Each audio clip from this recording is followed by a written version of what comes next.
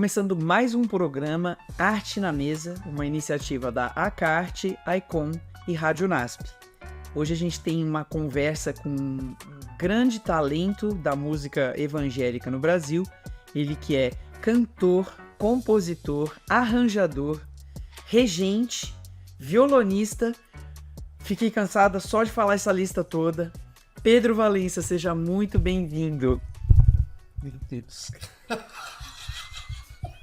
Peraí, desculpa. Até o microfone se inclinou, Pedro.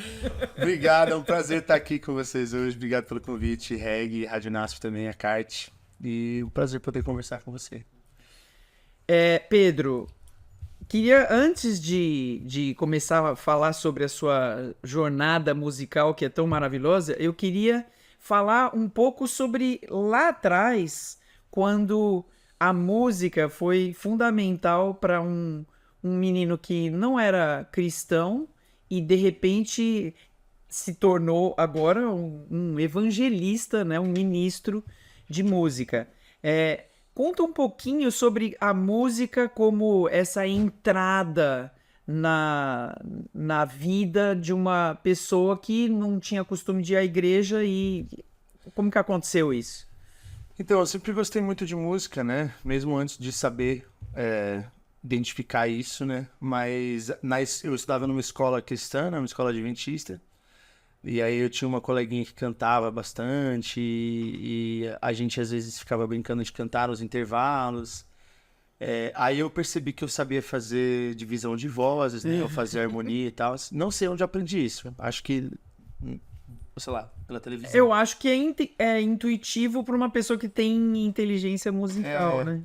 E aí que eu nunca tinha tido um ensino formal de música, Sim. nunca fiz aula, né, e tal. E aí essa minha amiga, ela me convidou para participar de um grupo da igreja dela. Falou, esse menino tem boa voz, vamos lá.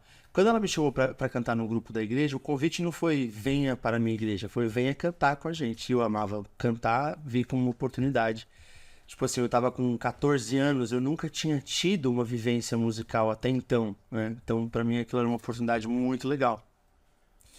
Eu lembro que ela até falou assim, olha, não fala que você não é adventista, senão talvez eles não deixem você entrar. Aí eu falei assim, eu vou falar que eu sou adventista, até porque eu estudo em escola adventista desde criança, então qualquer coisa tá que me quase. perguntar, eu sei dizer. Como se fosse me fazer um questionário. Um questionário. Você é adventista? Então, abra a sua Bíblia no... Então, enfim, a minha entrada realmente foi através da música. Eu tive um convite para fazer parte de um grupo musical, foi essa oportunidade, e através da convivência com o grupo, com o ministério, com as pessoas, com os amigos que eu formei ali, eu fui embasando a minha crença, fui conhecendo a Jesus de forma mais profunda e tomei uma decisão que não era só relacionada à música, mas relacionada à minha vida como cristão, né? Então eu aceitei a Jesus nesse processo todo, mas a música foi a ferramenta utilizada por Deus para me trazer para perto, né, desse ambiente. E aí tem um parênteses, porque começa com música, mas quando você resolveu trabalhar nesse contexto de, tipo, vou trabalhar para Deus, a tua decisão inicial não foi com música, né? Você resolveu estudar teologia. Sim, De repente você se viu pastor. E aí você veio pro NASP assim, né? Com esse objetivo. Que eu, na verdade, eu era bem atuante na minha igreja e eu lembro que eu partilhava, assim, o tempo entre o meu ministério na minha igreja local, com coral, com os grupos que eu servia e o trabalho, que eu trabalhava na época com olha que aleatório, eu trabalhava numa empresa que eu fazia publicidade e propaganda, então eu fazia anúncio em revista, coisas completamente desconectadas da minha realidade hoje, né? E aí... Ou não, né? Tem um pouquinho, de alguma forma, isso aí já te preparou um pouco, né? E aí eu lembro que eu ficava assim, nossa Deus, eu queria tanto dedicar mais tempo do meu dia para as coisas da igreja. Aí eu comecei a ventilar na minha mente a possibilidade de repente, viver uma vida de ministério. E na minha cabeça, na época, a única forma de fazer isso... Eu acho que isso, a ideia passada era muito essa, né? Exato. Tipo assim, você só tá trabalhando para Deus se você for pastor, e as outras coisas. Eu acho que isso mudou bastante, né? O meu nos últimos anos. eu pensei, né, estruturei na minha cabeça que uma vida de ministério só poderia acontecer no ministério pastoral. Eu não me via como pastor, eu queria continuar fazendo, era trabalhando na igreja, servindo, né, aos ministérios de forma mais integral. E foi essa motivação que me trouxe até o NASP para estudar música em 2010. 14 anos já. Você, quando você chegou e num primeiro momento para fazer teologia, mas aí você já se comunicou com todas as atividades musicais, né? Sim. Quando você, e eu sei que o Vocal Livre começou de uma amizade que você formou das amizades. Isso foi enquanto você ainda não tinha começado o curso de música? Foi logo no primeiro ano que você chegou aqui? Eu cheguei Acho que foi, né? Antes de comprar os livros de teologia, eu já tinha montado o Vocal Livre. E sim, me envolvi em E o todas as nome atividades. existia O nesse nome do Vocal momento? Não. Eu lembro de ver vocês cantando, mas eu não lembro que tivesse o nome sempre teve vocal. um nome. Mas ainda não era um nome marcante. Era igual o Mareli, que depois virou Novo Trio, Isso, né? o nome foi até o Matias que deu. E eu lembro que uma das primeiras reuniões que a gente fez, ele falou, vamos chamar de Vocal Livre. Aí a gente ficou, Vocal Livre? Que nome estranho. Mas deixa por enquanto, depois a gente pensa em alguma coisa melhor. E aí E ficou ficou, até né? hoje, né? Mas sim, eu me envolvi em todas as atividades possíveis e imaginárias que eram relacionadas à música aqui no NASP. E ainda assim continuei fazendo o curso de teologia, né? Obviamente, em algum momento essas atividades começaram a pesar, né? Porque o Vocal Livre foi crescendo, eventualmente eu entrei também no Novo Tom. Então a participação no coral, tudo foi ficando bastante intenso. E o curso de teologia também foi ficando mais intenso. Aí começa a vir a parte de estágios e não sei o que lá. Talvez aqui você tenha visto pessoas que serviam a igreja ou serviam a Deus, vamos falar de uma forma mais intensa, né? Que o importante é servir a Deus de outras formas, né? E aí, de repente, isso abriu tua cabeça. Não, eu toda certeza. posso ser. Eu me lembro que você, como músico, como aluno de música, desculpa, num primeiro momento você teve um estranhamento, porque como aqui é uma licenciatura, então tem todas essas matérias que tem a ver com a educação musical mesmo, né? E aí, em algum momento, não sei se no teu segundo ou terceiro ano, você falou assim, nossa, agora eu me apaixonei por todas essas questões da educação, que também acaba sendo um ministério muito forte, né? Na tua experiência. Total, sim. Você está constantemente ensaiando e ensinando. Mas vamos voltar aqui nessa trajetória do NASP. Aí você é aluno, cantor, cantando nesse monte de grupos, corais, e aí você se tornou regente do coral jovem, né? Fala um pouquinho sobre essa experiência. Sim. Acho que foi em 2015 ou 2016 que eu comecei.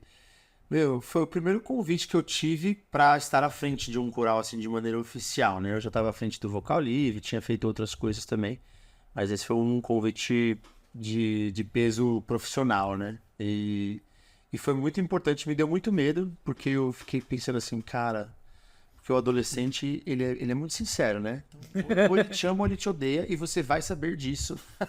ele, graças a Deus, não tem tantas máscaras sociais como a gente adulto tem. Sim, né? sim. Então eu tinha receio, né? Será que vai dar certo? Será que eles vão gostar? Eles vão curtir as músicas? Então foi bem desafiador, mas eu me apaixonei pelo trabalho com os adolescentes naquele momento.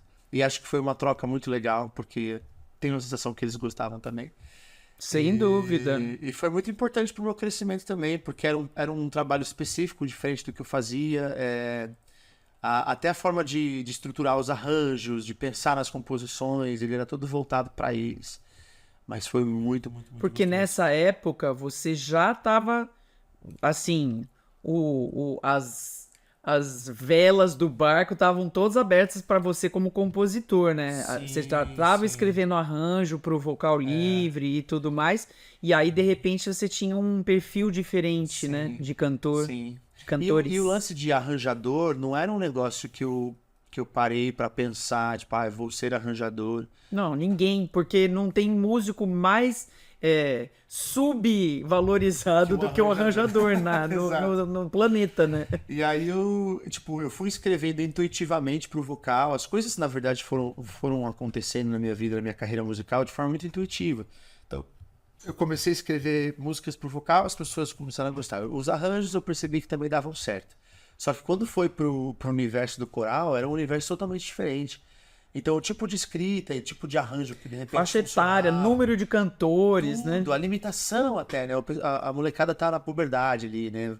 Passando por troca de voz, não tem a voz madura ainda. Então eu chegava às vezes com o arranjo e falava, nossa, esse arranjo não soa de jeito nenhum.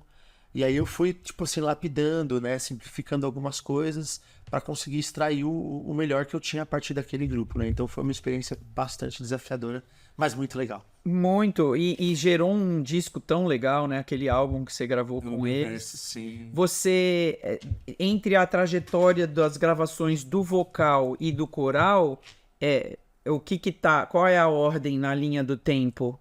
Como assim? A dos lançamentos? Você primeiro, obviamente, aquele primeiro disco do vocal saiu antes, né? O Bela História saiu em 2012. Eu entrei no Coral Jovem em 2015, mas eu não lancei de imediato, né? Acho que demorou ainda algum tempo para eu lançar alguma coisa. Mas o Por Toda a Terra já tinha saído? Aí o Por Toda a Terra veio em 2017. Se eu não me engano, o disco Mil Versos eu lancei em 2018. Entendi. Né? Que 2019 foi meu último ano, eu lancei no penúltimo, foi 2018. Mas o Coral Jovem estava presente no Por Toda a Terra. Eu lembro porque eles estavam todos fantasiados, né? Eu lembro. Das nações. Eu participei disso. Assim. Então foi Bela História, Mil Versos e Por Toda a Terra. Então, não, desculpa. Bela História, Por Toda a Terra e Mil Versos. Mil Versos. Eu lembro de um momento muito emocionante também com o coral, no grande coro, que a gente cantou Eu Vou Chegar e a sua mãe se batizou e você não sabia. Exato. Esse dia foi maravilhoso. Foi. E aí essa música não tinha sido gravada. Eu acho que foi a primeira vez que você regeu essa música. Foi a primeira vez que eu regi. Foi a primeira vez. Na verdade, foi o primeiro grande coro que eu assumi, né?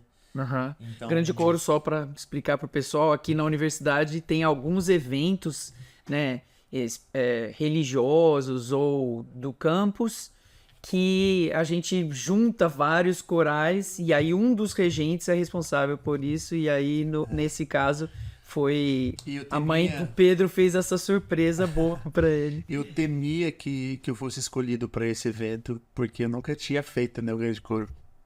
E aí, nossa, eu lembro quantas noites eu fiquei preocupado de dar certo, mas foi o nascimento de Eu Vou Chegar. Mas né? eu adoro essa música, você sabe, né? É uma das minhas favoritas. Eu tenho tipo umas 20 top 3 do Pedro, né? Essa é uma delas. Mas você fez a música para ser o grande coro? Isso eu não sabia. Eu achei que você tinha composto e aí depois não. Nossa, que massa. Eu ficava assim, e por isso que de repente tem aquele trecho incidental da música do Jader, porque os grandes coros comumente fazem medleys, né? Mashups, assim, que juntam várias coisas. Nossa, que massa. Assim, eu preciso escrever alguma coisa decente, né? Porque na história dessa escola, os grandes músicos todos apresentam grandes coros marcantes, né, Maria? Foi, mas esse foi. Dentro dessa trajetória aqui que a gente está falando, a gente tem que falar do solista, né? Ah, tem esse também, né? Ele existe, né? Ele existe, comumente esquecido, mas... Comumente. Eu queria te perguntar o que o Pedro prefere, sabe? Dessas tantas atividades, eu acho que elas todas se complementam. Mas como cantor e músico, você gosta mais de fazer música coletivamente ou a carreira solo? Com toda certeza, coletivamente. Né? Eu gosto de cantar solo também, né? Eu acho que ao longo do tempo eu fui estabelecendo bem quem era o Pedro do vocal livre e quem era o Pedro sem ser do vocal livre. Né? Então, você consegue fazer essa diferença? Sim, a persona musical ela é completamente diferente. É verdade. Né? Então, o Pedro Valença sozinho no palco, ele tem uma linguagem, ele tem uma textura, um segmento, e o Pedro vocal livre, ele é um outro músico, né?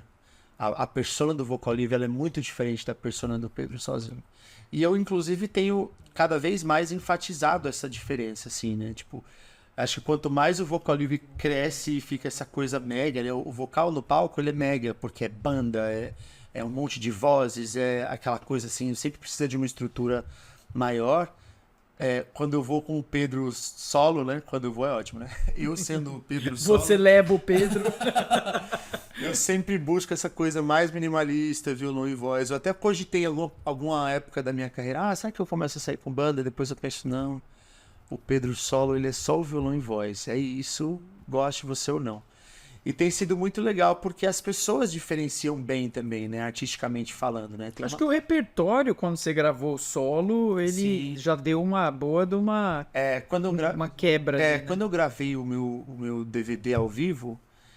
Você vê que ele é muito diferente de quando eu gravei o meu CD solo, né? Uhum. Quando eu gravei o meu CD solo em 2016, ou pode ser, eu acho que eu não tinha bem definido ainda essa persona musical que o Pedro Valença solo é.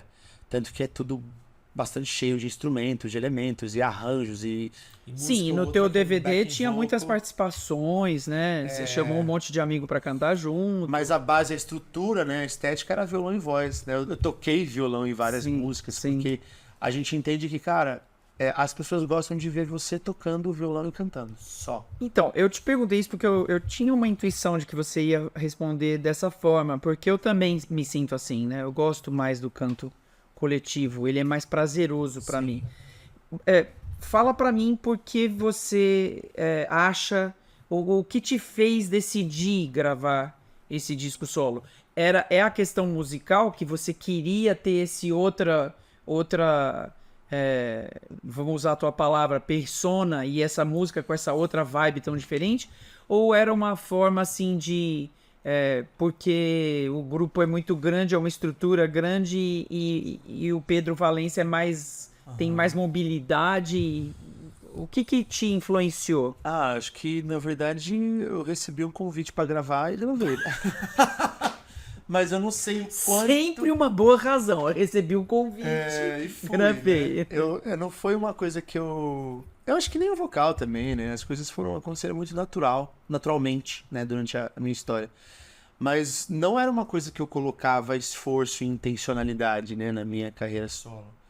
Era uma coisa eu acho que durante algum tempo eu lembro até de ter te pressionado um pouco, né? Do tipo, cara, por que não, né? Você tem um espaço muito maravilhoso ali para você preencher, né? Como solista. Não, e uma coisa que eu vejo hoje é que existe um aspecto artístico meu que ele não se concretiza no vocal. Que ele se concretiza no Pedro Solo. Isso é muito legal, então, eu acho que porque aí te dá o teu espectro a tua paleta de possibilidades musicais fica muito grande, né? Tipo assim, tem música que eu escrevo assim, que eu falo, isso aqui tem a alma do vocal livre. E tem coisa que eu escrevo que isso aqui é o Pedro Valença, isso aqui não é um monte de vozes cantando, isso aqui é o meu jeito peculiar de cantar quando eu estou fazendo minha música solo, né? Então hoje eu entendo que os dois artistas eles existem, eles surgem dessa mesma cabeça, mas eles são bem distintos entre si, mas que eles têm um espaço importante, né, na vida das pessoas. E é engraçado, porque tem um público do Pedro que não tem nada a ver com o vocal livre, que gosta do Pedro, mas não gosta do vocal livre, né? Tem um público... Existe isso? Não. Por que não gosta dos dois? É uma questão de estilo, eu acho, né? E hoje tem muita gente que conhece o vocal livre e não sabe que o Pedro tem uma carreira solo, né? Tipo, sério? Tem gente que fala assim, você é aquele rapaz do vocal livre. Né? O rapaz, você não adora? Eu não adoro. Então, eu acho até legal, porque, na verdade, a música, o projeto em si, ele vai à frente, né? Então, muitas pessoas conhecem o trabalho do vocal livre, mas não necessariamente tiveram acesso ao trabalho do Pedro Valença, né? Então... eu acho que a mídia, ela tem a tendência de reduzir. Então, você é isso ou aquilo e tal. E, na verdade, a pessoa tem uma riqueza muito maior e você ainda depois assumiu outro braço aí nesse polvo de atividades musicais, que é o coral livre, né? Sim, também tem o coral. Eu acho que aí depois você curtiu tanto trabalhar com o coral jovem que depois não quis ficar sem essa experiência do coral. O que o coral tem, o que é diferente, né? Você estava traçando uma diferença aí entre o solista e o vocal, e aí o coral livre e o vocal livre. Então, o coral, ele surge com um plano de trabalho, assim, diferente do que a gente faz como vocal, né? O vocal tem essa inserção mais comum nos ambientes de igreja, né? E aí a nossa intenção com o coral era levar um pouquinho dessa qualidade, desse universo da música que a gente faz, né, dentro dos nossos templos, né, para fora, né? Então, a ideia do coral é fazer música na rua. A gente tem o nosso projeto, que é o projeto principal, chama No Olho da Rua. Sim. Então, a gente vai em algum lugar, assim, de cidades e tal, a gente monta nossa caixinha de som e começa a cantar para as pessoas que estão ali, né? Sem avisar, sem convidar. Então, a intenção do coral não é ser um artista de streaming, não enfim, conquistar números em redes sociais, etc. É como se fosse realmente, a gente fala que é uma extensão do trabalho do vocal livre, né? Então essa característica do canto em vozes e harmonia, o canto coral, a gente tentou adaptar num formato e repertórios para fazer na rua e levar mensagem de esperança para as pessoas na rua, né? Esse é o intuito, né? E tem dado muito certo, tem crescido bastante, as pessoas acompanham muito. Eu acho difícil alguém que tá na rua não se empolgar ao ver gente jovem cantando, sabe? Não tem como você ficar indiferente. Exato. E Uma chama muita moçada atenção, alegre, né? bonita, sorrindo e tal. E a gente faz lá, por exemplo, a gente canta muito na Paulista, né? Um dos lugares que a gente mais gosta de fazer. A gente faz de domingo, é um momento que tem muitos outros artistas de rua também cantando, mas é muito difícil ver um coral, né? Então a pessoa tá andando ali na rua, de repente ela vê uma galera montada ali cantando. E a proposta do coral a gente adapta um pouquinho também de repertório que seja que se conecte com a realidade daquelas pessoas, né? Essas pessoas que estão passando ali de repente não tem uma vivência de igreja, não conhecem os louvores. Então, pra gente estabelecer uma ponte assim mais imediata, a gente insere também músicas que são do repertório popular brasileiro e que se conectam com a nossa mensagem, né? Vários evangélicos que fazem isso, né? Sim, de fazer essa ponte de uma música mais folclórica ou popular, mais conhecida, e aí trazer para... Eu acho muito bacana. E aí o cuidado que a gente tem sempre é de pensar em repertório que tenha letra e poesia que se conecte com aquilo que a gente quer falar, né? Então, não são só os evangélicos que falam sobre esperança, né? Claro! Então, tem músicas que são populares que falam sobre esperança. Não são só os evangélicos que falam sobre amor, sobre serviço, felicidade, né? Então, quando a gente quer falar sobre isso, não necessariamente a gente precisa se usar de um autor que seja declaradamente evangélico, né? Para falar. Então, o segmento, a vertente do trabalho do Coral Livre, ela tem esse viés, assim, né? De fazer um trabalho que se conecta um pouquinho mais com esse universo não necessariamente igrejeiro, né? E tem sido muito legal, muito legal. Muito, muito bom. E para, assim, a gente tá quase indo pro fim aqui do nosso papo, eu queria que você falasse um pouquinho sobre o compositor. Talvez alguém que tá ouvindo tem ideias, né? Gosta, escreve no papel uma letra, pensa numa melodia, às vezes nem sabe muito música formalmente, né? Mas o compositor, ele tá com as ideias na cabeça e, sabendo música ou não, as ideias estão lá, né? Sim. Você continua muito, assim, escrevendo muita coisa. Esse trabalho não acaba nunca, né? Que conselho você vai dar para os caras que estão começando? Não desista. Não, isso com certeza. Então, cara... É intuitivo?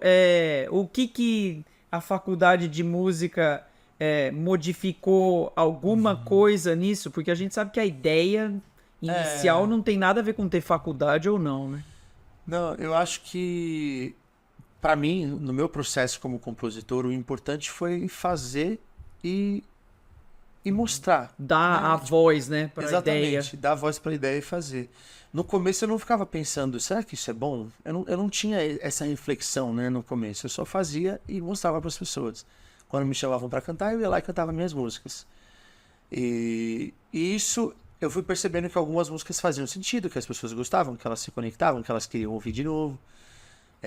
E aí, a partir dessa demanda que foi surgindo, eu fui juntando ferramentas, né? Então, a faculdade de música, ela é uma caixa de ferramentas, né? Olha, agora você consegue trabalhar com todas essas ferramentas. Não quer dizer que eu vá usar todas o tempo todo, né? Mas às vezes eu pego, olha, isso aqui pode trazer valor, né? Eu não tinha nenhuma noção de harmonia, assim, no sentido mais erudito da coisa, né? Então eu escrevia com 3, 4 acordes. Agora eu coloco uns 5, 6, não muitos, mas... Maravilhoso. Mas assim... A gente só pede que você continue. Então eu continuo, eu tenho esse aspecto, eu acho que mais simplista da música, que eu sou um cara, não sou, dos compositores atuais, não sou o cara de muitos empréstimos modais e harmonias complexas, não tem a ver com a minha linguagem, e tá tudo bem. Mas tem um monte de cluster. Um pouquinho aqui, um pouquinho ali, né? Que a gente aprendeu na faculdade, a gente usa de vez em quando. Mas a linha, ela acabou ficando mais pop, né? Não claro, você tem um intuito, né? Exato, eu não sou o cara jazzístico, né? Eu sou o cara pop. Então, o estudo, ele me capacita a fazer com mais consciência o que eu estou fazendo, né? Então, alguns erros que eu cometia no começo, eu não cometo mais, porque hoje eu sei como que funciona o negócio, né? Mas assim, se eu pudesse deixar uma indicação, cara, não pare de fazer, né? A gente não escreve, às vezes é depois de 5, 6 músicas que você escreve que de repente vai surgir uma boa.